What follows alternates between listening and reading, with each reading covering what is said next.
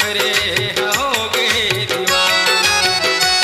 तोर चेहरा मचंदा रे जगदीश सफरे होगे दीवाना।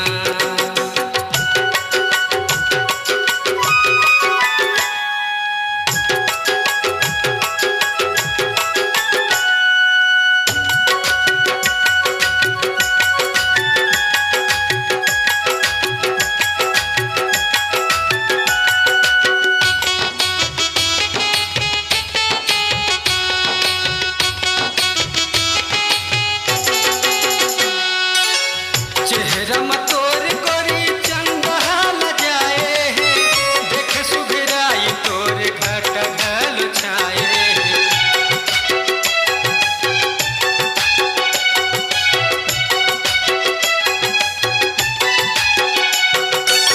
सुरूर सुरूर चले पैरी पूरवैया, रिम झिम बरसे वो सावन के बदरिया, रिम झिम बरसे वो सावन के बदरिया। मिले बर आ जावे झनत भुला जावे, मिले बर आ जावे झनत भुला जावे।